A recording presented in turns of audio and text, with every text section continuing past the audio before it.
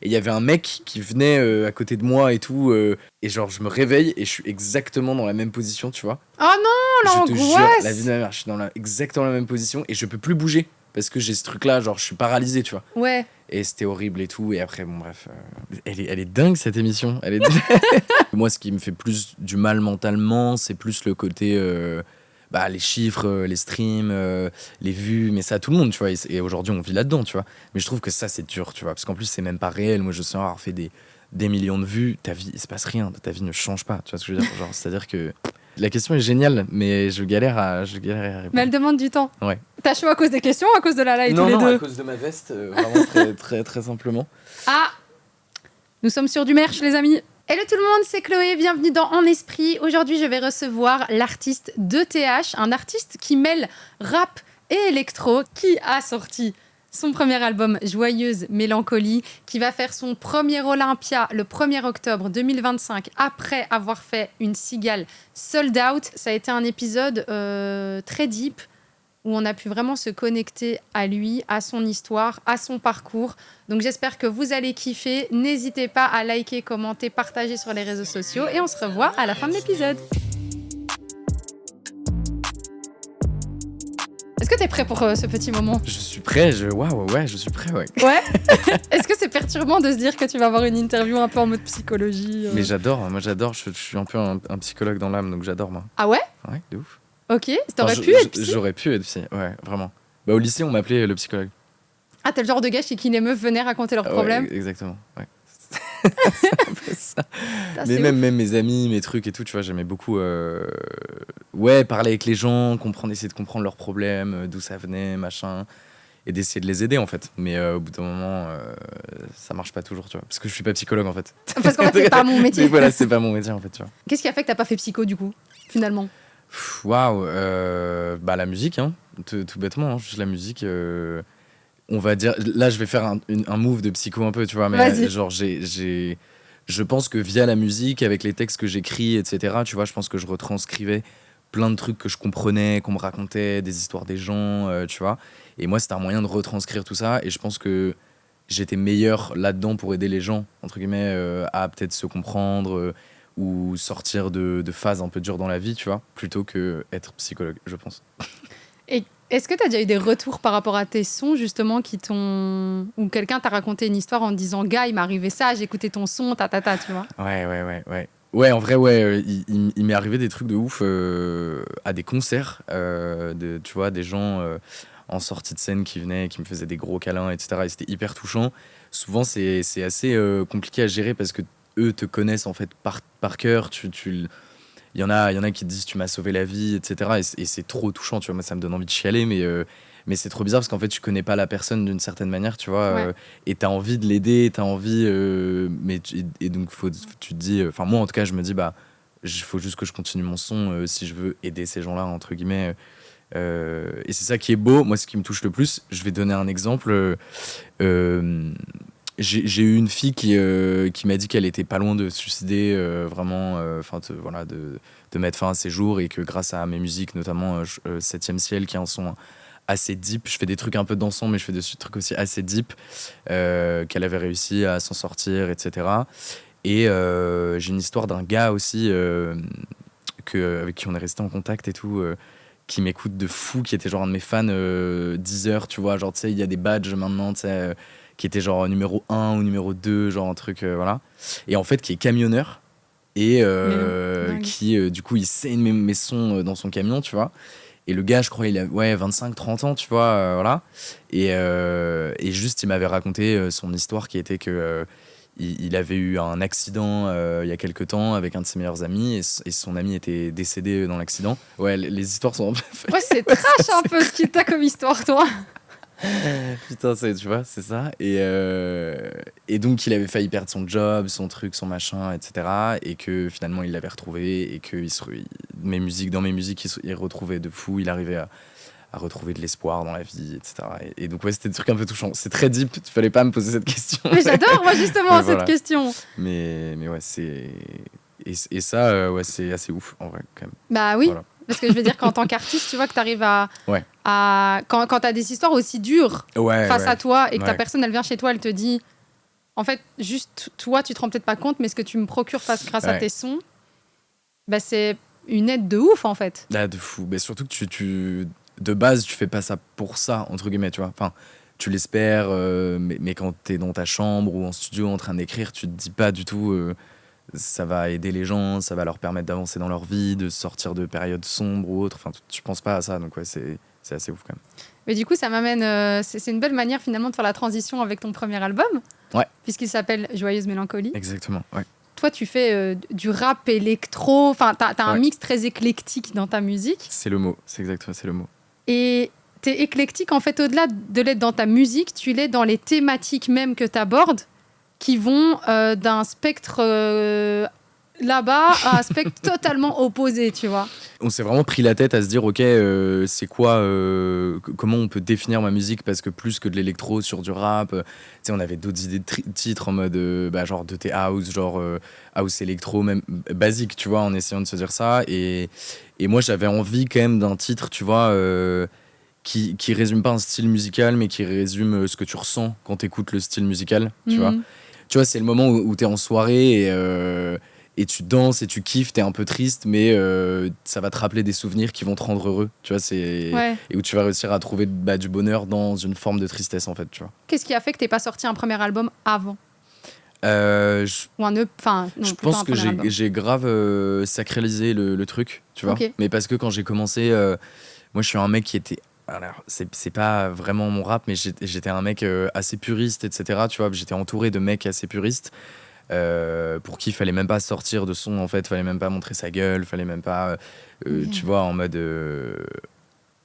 voilà, faut faire ça pour l'art. Justement, depuis 7 ans maintenant, je me suis vraiment dit, j'ai envie que le premier album que je sors, ce soit entre guillemets, genre l'apogée de ma musique et que j'en sois le plus fier, que ce soit que les prods soient vraiment ultra travaillés et en fait je me sentais pas prêt avant et donc ça a été un gros chemin mais plus psychologique en fait que qu'autre. Je vois des gens qui sortent des albums, tu sais, au bout d'un an de carrière entre guillemets, tu vois, ce qui se fait complètement en fait, tu vois. Qu'est-ce qui a fait que maintenant t'étais prêt? Écoute, je pense déjà l'entourage, enfin tu vois, même mes potes, plus de stabilité dans ma vie. Je pense avoir aussi beaucoup pas fait le tour, mais tu vois, j'avais envie de tester, parce que quand RPG ça marche super bien et que ne fut pas, etc., mon premier projet, j'ai 17 ans, tu vois, je suis hyper jeune, je commence à peine à faire de la musique.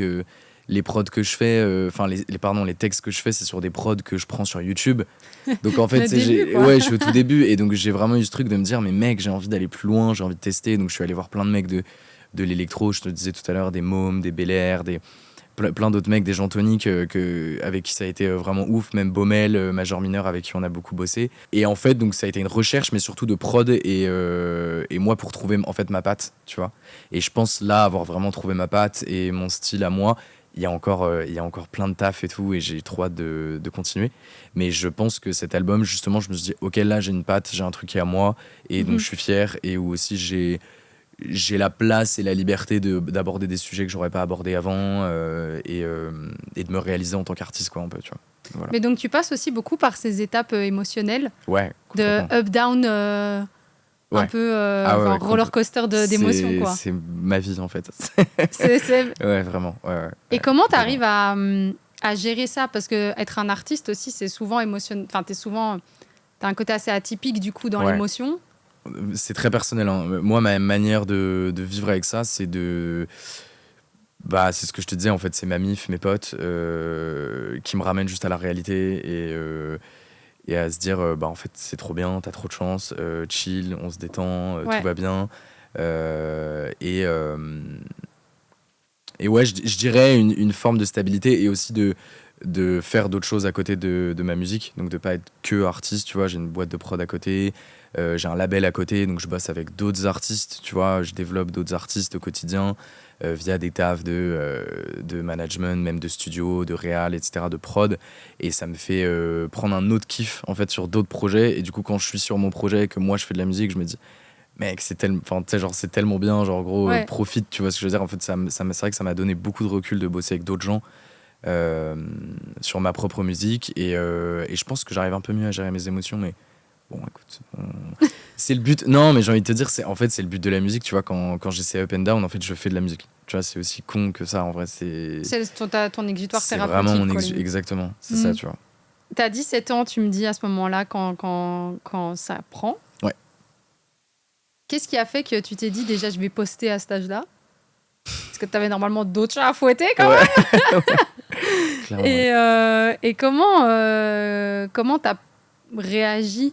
Je rappais à l'école, tu vois, avec des potos, dans des open mic à Paris. Enfin, j'y allais moins, mais j'étais dans des. Tu vois, il y avait des groupes à Paris qui faisaient beaucoup ça à l'époque. C'était l'époque de l'entourage, etc. C'est le moment où tout le monde commençait un peu à rapper, tu vois. Mais il n'y avait pas encore vraiment. Il n'y avait pas TikTok vraiment, tu vois. Oui. C'était juste avant TikTok. Il y avait Insta qui était là, mais il n'y avait que des photos sur Insta. Et donc, c'était que YouTube, tu vois. Donc, tout le monde se la tuait pour faire des clips et tout, machin. C'était que ça.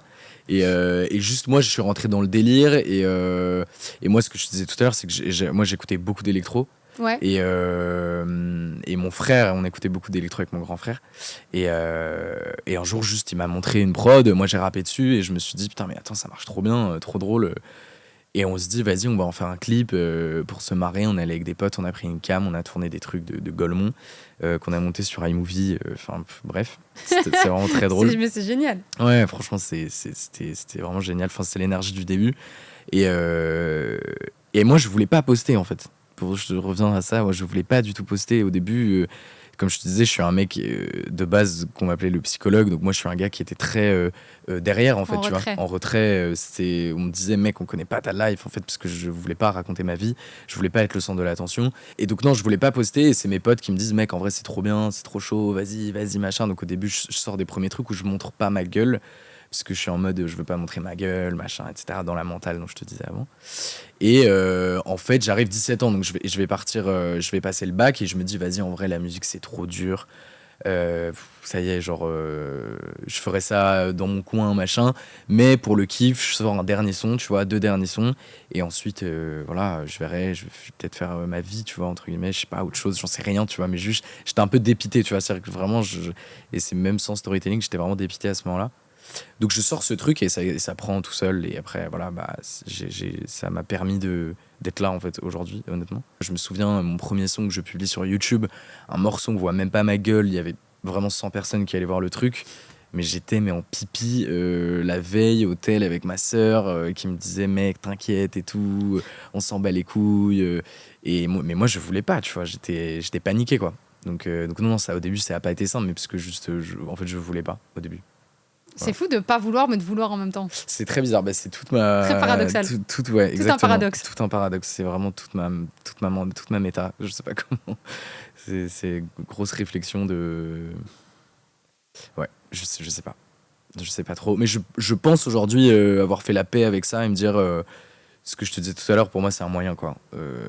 Plus de succès égale plus de musique, plus d'entourage. Enfin, tu vois, je le vois comme ça, plus de développement, ouais. exactement, de collab, etc. Et donc voilà. Mais c'est vrai que c'est un peu bizarre, ouais. De toute façon, Pardon, excuse-moi. Non, vas-y. Non, je disais de ne pas vouloir le succès alors que tu fais un métier qui t'y emmène, en fait. Enfin, si t'es bon, en fait, tu vois. Ouais, oui, c'est ça. Ouais. Bah, surtout, j'avais envie de te dire, t'as pas trop le choix puisque tu fais un Olympia le 1er octobre. Ouais.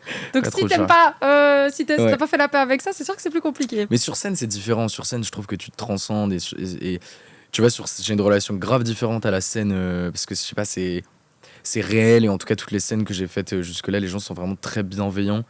Et moi, je suis un peu. Je sais pas, je le vis vraiment bien en mode cool, en mode, tu sais, ça fait plaisir. Et là où je trouve que moi, ce qui me fait plus du mal mentalement, c'est plus le côté les chiffres, les streams, les vues, mais ça à tout le monde, tu vois. Et aujourd'hui, on vit là-dedans, tu vois.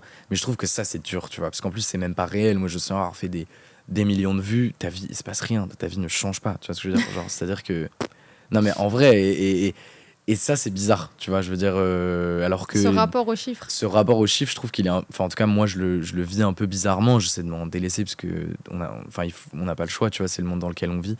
Donc, il faut s'y faire. Et donc, par rapport à la scène où, bah ouais, tu vois, que j'avais fait La Cigale il y a 2 ans maintenant, à Paris... sold out, en plus. Sold out, tu vois, il y avait 1500, 1600 personnes. Tu sors, tu vois, t'as une émotion de dingue, t'es trop heureux, tu vois. Moi, j'étais sur un petit nuage pendant une semaine, tu vois. Parce que c'est réel, en fait. Parce qu'il y a les gens qui sont là, tu les vois, tu les sens. T'es Pas la même chose galvanisé, quoi. Ouais, t'es galvanisé. Bah, ouais, c'est réel, quoi. Là où les réseaux, enfin, les réseaux, j'ai l'impression d'avoir 40 ans quand je dis ça. Non, mais t'as capté, quoi. T'as qu'un pour résumer, la quoi. vibe. T'as compris, voilà. Je comprends la vibe. Voilà. Mais c'est surtout, je pense aussi que les chiffres, comme tu dis, ça a pris énormément de place. Ouais, de fou. Ouais. Comment, toi, là, je te parle vraiment en tant qu'humain, non pas en tant qu'artiste. Ouais. Comment, toi, t'arrives à ne pas juger ta valeur sur les chiffres que tu fais? Waouh. En tant qu'humain, tu veux dire? Ouais. Parce qu'en tant qu'artiste, c'est différent. Parce tu peux avoir un rapport en tant qu'artiste qui n'est pas le même en tant qu'humain. Bien sûr, complètement. Bah, j'essaie de ne pas placer ma valeur dans ma musique. C'est aussi simple que ça, tu vois. J'essaie de me dire, ma musique, c'est une partie de moi-même, mais ça me définit pas. Tu vois, c'est pas parce que demain... non, mais je veux dire, bah, les chiffres ne définissent pas ma musique et moi-même, tu vois. Mais ça reste dur, quand même. Franchement, ça reste dur. C'est un taf de tous les jours. Quelle est la différence entre toi, l'humain, VS 2TH? Qu'est-ce qu'il est que tu n'es pas ou qu'est-ce qu'il n'est pas que tu es? Waouh, elle est technique celle-là. Tu vois, ouais, c'est... Je pense que... Enfin, en tout cas, moi, j'ai un peu construit un mur entre les deux personnes, entre 2TH et moi-même. Okay. Enfin, même si c'est bizarre de dire ça. Et j'avais fait dans un son que de 7e ciel, je dis 2 hommes dans le même corps. Voilà, c'est un peu ça le truc. Et c'est vrai qu'on me l'a souvent dit, des potes artistes avec qui on est en concert, de me dire, mec, c'est ouf, t'es pas du tout pareil, genre avec les gens et quand t'es en perso. Donc je pense que qu'est-ce qui différencie les deux, je sais pas, écoute, je sais pas, Des critères, des caractéristiques, des qualificatifs. Je pense que 2TH est beaucoup plus mystérieux, réservé et en même temps fou, tu vois. En transe, parce que quand je rentre sur scène, moi j'oublie 95% de mes scènes, tu vois. Ah oui, ton cerveau, il débloque, tu vois. Mais même quand je passe, c'est même pas une question de stress ou quoi, c'est juste je pars dans autre chose et sinon je peux pas me libérer, tu vois. Donc je pense beaucoup plus ouais, c'est ça, mystérieux. Je sais pas, en vrai, j'arrive pas à répondre à cette question, je galère. C'est pas grave, tu peux la garder. Écoute, tu la garderas peut-être à un moment donné dans un coin de ta tête. Et ouais, attends, ouais. Peut-être que mais elle est bien, mais la question est géniale, mais je galère à répondre. Mais elle demande du temps. Ouais. Après, à tout moment, je te dis, à tout moment, tu pars d'ici, demain, tu vas me faire putain, mais en fait, c'est ça. Putain, c'est ça le truc. Ouais. C'était ça. Je t'enverrai. Tu me l'as dit, tu me l'as mentionné, tu m'as dit que t'aimais pas te confier forcément, que tu préfères rester en retraite, tu le dis dans un de tes sons. Bon, là, t'es dans la pire émission pour ne pas te confier. Je te mens pas. Merde, putain. Là, franchement, c'est... Voilà. En termes de ce que t'as vécu, de famille, etc., qu'est-ce qui a fait, selon toi, que t'es devenue cette personne-là? Est-ce que toi, t'as des points, tu sais, que tu peux situer dans le temps, ouais, carrément, qui ont rendu... toi. Ouais, putain, elle est dingue, cette émission. Elle est... Non, bah, tu sais, moi, j'ai grandi dans une famille on était 5 enfants, donc c'est beaucoup, 5 enfants. Et moi, j'étais le petit dernier. Ah. Donc, et on était tous... Enfin, mes 4 frères et sœurs au-dessus de moi, on est tous séparés de 2 ans, à peu près. Donc, ça va de 2 en 2. Mes parents, ils ont fait les choses bien, tu vois. Ce qui fait que, du coup... et on avait tous des gros caractères dans la famille. Ce qui fait que moi, pendant longtemps, je fermais ma gueule, en fait. Enfin, tu vois, je parlais pas parce que y avait que des gros caractères au-dessus et j'avais pas trop la place. Mais j'étais quand même le petit dernier, etc. J'ai 3 grandes sœurs et un grand frère, du coup. Et donc, j'ai grandi avec des filles et tout. Et je pense que ça a aussi développé une forme de sensibilité avec moi, tu vois. Enfin, en moi. Et je pense que... du coup, j'ai pas beaucoup parlé dans ma vie. Enfin, tu vois, j'ai du mal à trouver ma place. Et en même temps, j'ai acquis une maturité de ouf. Parce que j'ai vu mes frères et sœurs, quand j'avais 10 ans, vivre leur première connerie, leur crise d'ado, leur première sortie, leur première clope, leur premier truc, se faire engueuler par mes parents ou quoi. Enfin, et en fait, j'ai vécu tout ça un peu à travers eux, ce qui fait que quand t'arrives à 16 ans, tu sais, t'as une expérience que tu n'as pas vécue, hein, mais t'as une expérience des autres, de tes frères et sœurs, avec qui on s'entendait tous très bien, qui fait que ça m'a donné une maturité de ouf. Et pour revenir à la musique, où tu vois, il y a des textes que j'écoute, que j'ai écrits à 17 ans, je suis là, mais frère, mais qu'est-ce que tu racontes? Genre en mode, enfin, T'as 17 ans. genre j'ai 17 Tu ans, racontes tu des vois. trucs de Non, fou. mais voilà, c'est ça. Et je pense que ça, pour le coup, enfin, c'est en grande partie lié à ma famille, tu vois, et lié à ma place dans ma famille, ouais, et ça, quoi, en gros. On va passer à certains de tes sons où j'ai repris quelques phrases. Tu dis que le bonheur dure quelques secondes. Ouais. Comment est-ce que tu définis le bonheur? C'est quoi le bonheur? Bah, en vrai, je dirais que le bonheur, c'est là que c'est marrant, c'est là que cette phrase, c'est un contresens complet, c'est que le bonheur, c'est censé être l'état, tu vois, perpétuel de, de joie, d'apaisement, de paix. Mais justement, je me souviens dans mes vieux cours de philosophie que tu passes ta vie à chercher le bonheur, en fait. Et après, il y a plein de gens, il y a plein de théories différentes en disant que soit c'est genre une accumulation de moments heureux, de plaisir, de machin, bref. Et moi, je pense que le bonheur, effectivement, tu cherches ta vie à le trouver, parce que c'est pour ça que le bonheur ne dure jamais, enfin, dure que quelques secondes.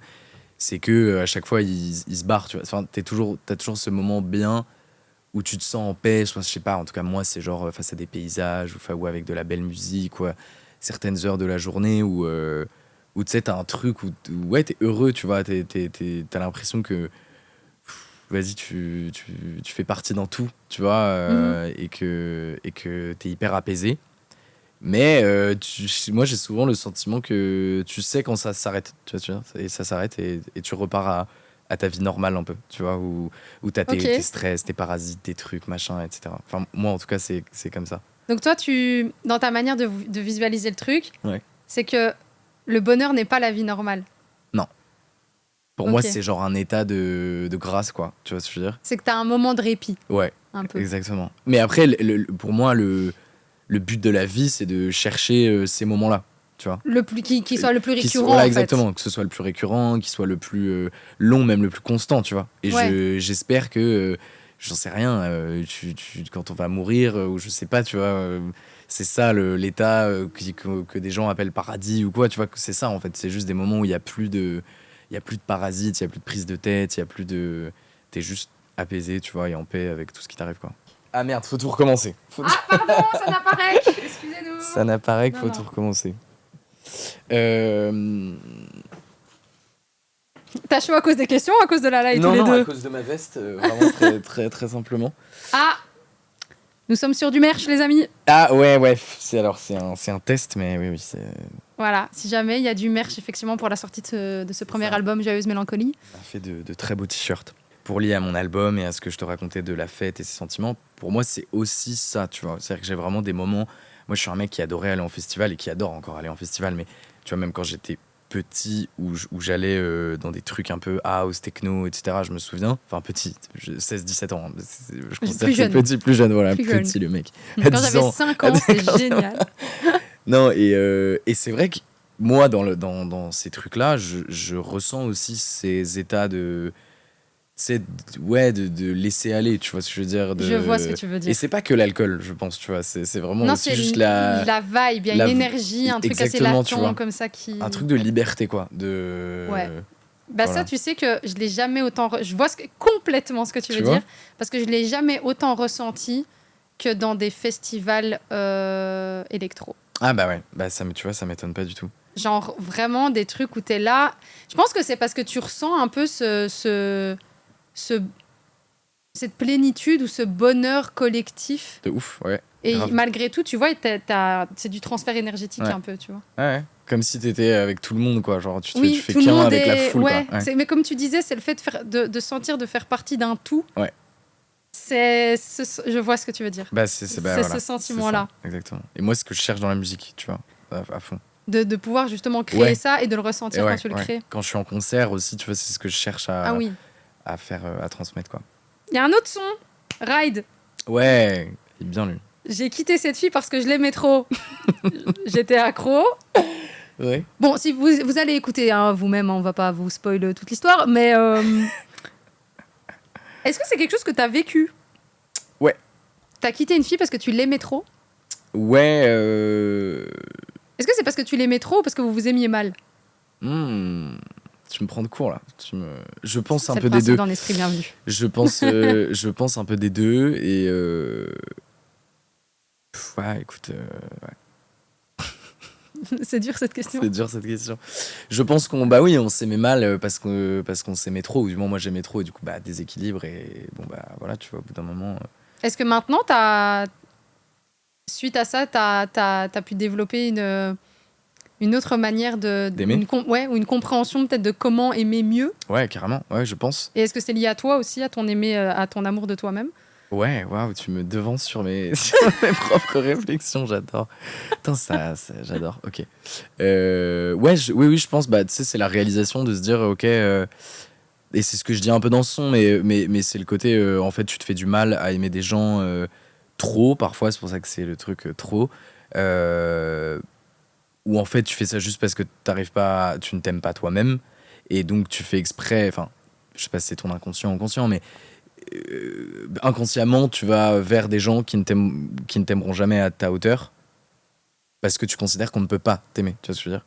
Mhm. Et je trouve ça, c'est le classique de fou, tu vois, mais ça m'est arrivé et ça, je sais pas si ça t'est arrivé, mais Aussi, si, ça, si. voilà, tu vois, Si, si. c'est vraiment, c'est assez répandu et oui, ça m'est arrivé et c'est vrai que j'ai réussi à sortir de ça et je sais que j'en suis sorti en réalisant que bah en fait je valais quelque chose et que je valais mieux que ça et que justement je pouvais être aimé pour autre chose et enfin pour moi pardon, pas pour autre chose, pour moi et ce qui fait que tu rentres dans quelque chose de beaucoup plus équilibré et t'arrives à aimer normalement, on va dire, tu vois, À juste mesure. à juste mesure des Ouais. gens qui vont t'aimer en retour et à accepter qu'on t'aime en retour aussi, tu vois. Ça pour moi c'est encore plus dur, limite ça, tu vois, je trouve. C'est plus dur d'accepter qu'on t'aime que Ouais, toi d'aimer. pour moi, je pense. Ah ouais, large, grave. Mais je Mais vois d- ce que tu veux dire, donc c'est fou. Mais vraiment d'aimer, tu vois, genre, en vrai, c'est fou, tu vois, quand t'as des. Je sais pas, quand t'as des gens qui t'aiment, enfin, ouais, je trouve que c'est le plus dur. Non, mais j'aime bien parce que c'est des chouettes réflexions et tu sais quoi, c'est des réflexions que j'ai aussi parce que bon après rien à voir avec En Esprit, mais j'ai un autre format qui s'appelle Feminity Ouais, j'ai vu. Ouais. et en fait ce format parle des relations hommes-femmes, Ok, tu vois, trop bien. et Trop cool. de nos expériences à ma pote et moi, tu vois. Ok, d'où l'intérêt sur le sujet. D'où Ok. l'intérêt sur le sujet parce que c'est quelque chose qui m'intéresse énormément. Bah ouais. C'est les relations humaines. Je suis fan de ça. Enfin, Ah après, bah, c'est pour ça que j'en fais mon métier. enchanté. Mais donc, du coup, tu Ouais. vois, je trouve ça hyper intéressant et c'est ce qu'on ressent dans ta musique, en fait. C'est parfois cette ambivalence sur plein de trucs, Ouais. cette réflexion aussi sur des choses. Et du coup, c'est là aussi où je comprends que quand les gens viennent te voir, ils te disent merci ou tu m'as aidé par rapport à ça ou à ça ou à ça, parce que finalement,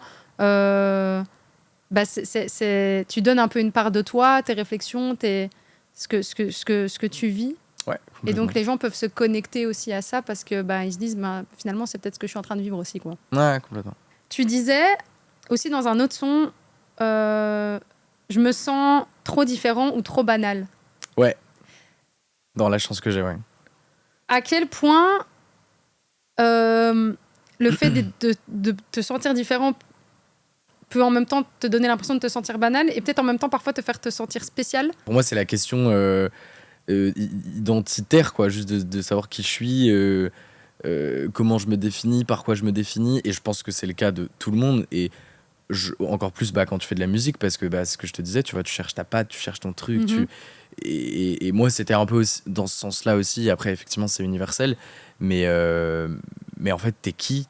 C'est quoi ta valeur ajoutée ou même sans valeur ajoutée, tu vois, c'est un côté très business de dire ça, mais c'est quoi ta différence ? Et en même temps, est-ce qu'il faut avoir une différence, tu vois ? Est-ce qu'on s'en fout pas, tu vois ? Est-ce que toi-même, t'es pas juste différent parce que t'es toi-même et on s'en fout de... Tu peux faire un truc banal juste parce que ce sera toi, ce sera différent, tu vois. Bon, bref, je Non, pars mais un c'est peu- bien, mais c'est un des peu loin, questions mais de philo. Hein, ouais, non, mais c'est vraiment ça que je veux dire. C'est le côté, en fait, tout le temps. Mais c'est ce que je te disais, moi, c'est mes up and down. Et j'en ris beaucoup avec mes potes. C'est le côté. Moi, j'ai des jours ou des semaines où justement, je suis en mode putain, mais c'est une révolution ce que je fais. La semaine d'après, je suis en mode frère, tout le monde fait ça. Enfin, tu vois, c'est de la merde. Non, mais c'est ça, tu vois. Donc, c'est constamment c'est la prise de tête un peu constante. Mais qui, je pense, que tout le monde a en réalité, hein, que tu fasses de la musique ou que tu n'en fasses pas. je vais redire les réseaux comme un vieux daron, mais c'est un peu ça aussi, tu vois. Je pense que c'est ce que les gens cherchent là-dedans. Aujourd'hui, tout le monde peut devenir une star sur TikTok, peut péter, peut être viral, tu vois. Donc toute cette notion-là, elle a un peu disparu de star, en fait, tu vois, vu que tout le monde peut l'être. Oui, Enfin, enfin, je t'as vois ce que tu capté, veux tu dire. vois, elle s'est répandue, mais du coup, il y a Ouais. plus ce truc de waouh, c'est une dinguerie d'être non, enfin voilà. C'est plus accessible. C'est plus accessible. Ouais. Et comment tu perces, entre guillemets, en étant différent ou en faisant quelque chose de singulier ou d'original, tu vois. Donc je pense que tout le monde cherche à être singulier ou original aujourd'hui. Là, j'ai envie de parler d'un des sons qui m'a vachement touchée. Je m'attendais pas à ce que ce soit celui-ci, d'ailleurs, mais c'est le dernier. Du haut du ciel. Tu peux me parler de ce titre? C'est deep, hein. Ah ouais. C'est deep, hein. Bah écoute, c'est un titre dans lequel, en fait, ça faisait longtemps que j'avais envie de parler de la mort, du sujet vraiment de la mort, et j'avais envie d'en faire un vrai son, tu vois, de vraiment imager quelque chose, voilà, de vraiment imager un truc, et en même temps, bon, c'est un sujet du coup assez perso, mais que j'ai mis dans ce son, qui est que ma mère a perdu des enfants quand elle était plus jeune, du coup.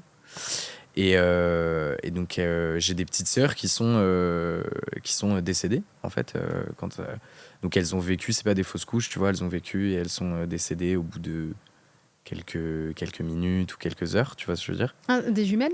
Non, elle a eu plusieurs enfants. Ouais, ouais. je te dis, c'est assez... Ah oui, c'est compliqué. Oui. Voilà, et donc moi, c'est un truc qui m'a beaucoup marqué, tu vois, avec lequel j'ai grandi et tout. Et en fait, c'est marrant parce que quand j'ai écrit ce son, je voulais juste parler de la mort, donc de la mort en général. Et mon idée, c'était juste de me dire, j'ai trop envie d'imaginer les gens que je connais, comme, tu vois, j'ai un grand-père qui est décédé, enfin deux grands-pères d'ailleurs qui sont décédés dans les 5-6 dernières années. Et je me suis dit, j'ai envie d'imaginer s'ils étaient là, tu vois, de les imaginer même là où ils sont, d'imaginer tout ça. Et donc j'ai écrit tout de suite la deuxième partie en fait du son,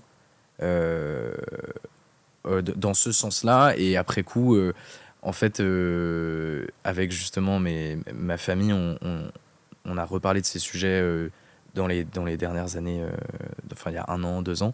On a reparlé de tout ça parce que on se rendait sur leur tombe, etc., à Paris, de mes petites sœurs. Et c'est vrai que j'ai fait écouter ce son à une de mes sœurs qui m'a dit, mais tu devrais trop plutôt faire ça sur elle, en fait, tu vois, plutôt que faire sur les gens morts en général, genre fais un truc perso. Et je me suis dit, ah ouais, c'est vrai que je pourrais faire ça, en fait. Et du coup, c'est marrant parce que j'étais vraiment bloqué sur ce truc, j'avais juste la deuxième partie du son. Et du coup, j'ai écrit en une soirée, enfin, c'est le genre de truc qui te vient comme ça, tout le reste et tout le concept. Et donc, voilà, c'est un son dans lequel, en fait, j'imagine ce qu'auraient été mes petites sœurs si elles avaient vécu, si elles avaient grandi avec moi, si elles avaient été là, en fait. Et voilà, et c'est assez touchant. Moi, c'est un sujet qui m'a grave marqué, et c'est drôle parce que je leur ai fait écouter, enfin, je suis allé leur faire écouter le morceau sur leur tombe, enfin sur la pierre tombale, et il s'est passé un truc trop bizarre qui est que j'ai mis le son, et après, donc voilà, c'était un peu émouvant, et le son s'est remis tout seul. Donc c'était trop bizarre, en mode un peu, on était là genre, oula, trop chelou, tu vois, j'étais avec ma sœur, on était là genre, trop bizarre, donc je sais pas, peut-être que c'est un truc d'iPhone ou quoi, mais c'est vrai que ça me... Peut-être que c'est un signe. Peut-être que c'est un signe, peut-être qu'elles ont kiffé, elles, c'est la mec, rebound, c'est tout. Je sais pas. Et mais donc voilà, non, c'est un son, du coup, je pense que c'est vraiment le son le plus personnel que je n'ai jamais sorti pour le coup. Et je suis très content que tu m'en parles parce que c'est vrai que c'était aussi une crainte de se dire avant de le sortir en mode est-ce que ça va toucher les gens, en fait, tu vois, tout simplement parce que c'est mon histoire. Non, mais c'est mon histoire et c'est très personnel, mais je savais pas si ça allait toucher les gens, et si ça t'a parlé, c'est cool, ça me fait plaisir. Je t'avoue qu'en fait, dans un premier temps, quand je l'écoute, au tout début, je me rends pas compte. Oui, tu captes pas, ouais. Et en fait, je me suis dit, attends. De quoi il parle? Là, il parle de quoi? Et puis je me dis, attends, mais il parle de deux petites sœurs, mais de ce que je comprends, elles sont décédées. Ouais. Et j'étais genre, Et du coup, j'ai réécouté, tu vois. Et parce que tu l'amènes aussi d'une manière belle, tu vois. Mais malgré tout, je pense qu'en fait, c'est un sujet qui est tellement dur que tu t'attends pas. Ah non, ouais. Et déjà, tu ne t'attends pas en fin d'album. Enfin, je sais pas à quel moment de l'album, déjà, tu te l'attends finalement. Tu te l'attends jamais, je pense. Mais c'est pour ça qu'on l'a mis à la fin. Ouais. Tu vois, c'est en fin d'album, il est...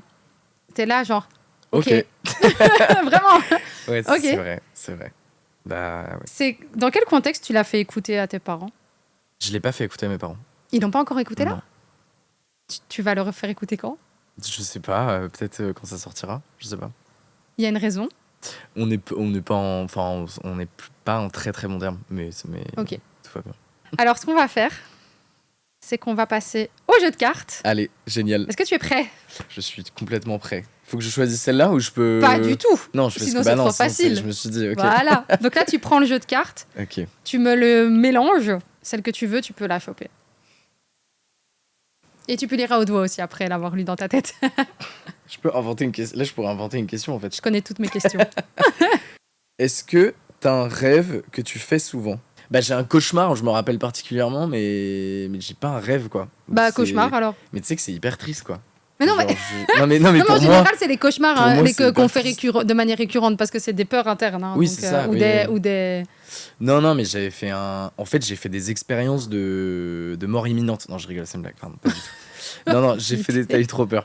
Non, je fais des expériences de... Alors, je sais pas comment ça s'appelle, mais c'est apnée du sommeil un peu... Ouais.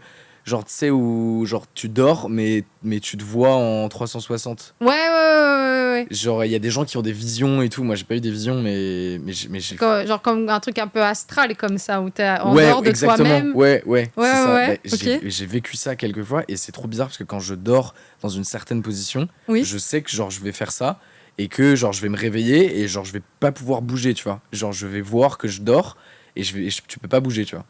Mais et ça m'est arrivé, je te jure, ça m'est arrivé, c'est horrible. Et non, c'est horrible, hein. Vraiment, c'est horrible. Ah, mais j'imagine. Genre, mais parce que tu peux plus rien pas faire. bouger, tu vois. Donc, et tu dois te détendre et attendre de pouvoir bouger, tu vois. Tu te sens paralysé. Exactement, c'est exactement ça. T'es vraiment paralysé. Et ça m'est arrivé et j'ai fait un cauchemar de fou malade où genre, mais c'était quand j'avais genre 16 ans, dis-toi, je me rappelle encore.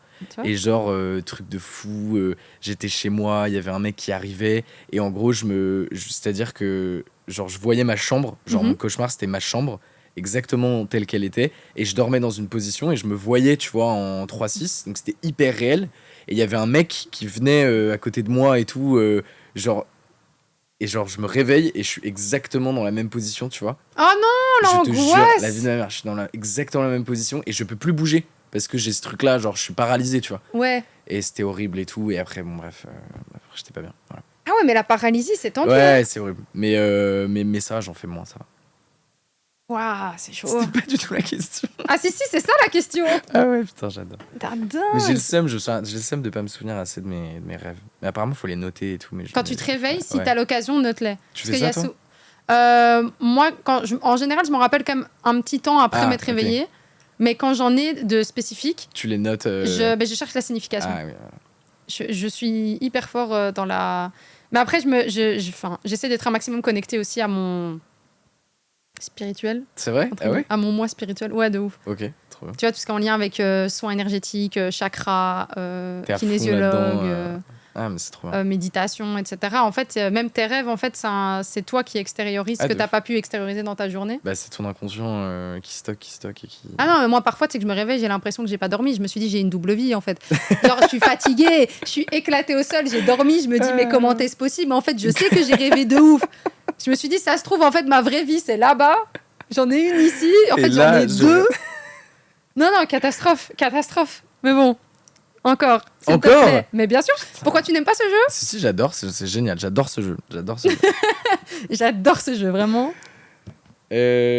Si tu devais une seule chose... Attends. Ah, il manque un mot, peut-être. Il manque un mot. Emporter une seule chose sur une île déserte, ça serait... un couteau. Pour survivre.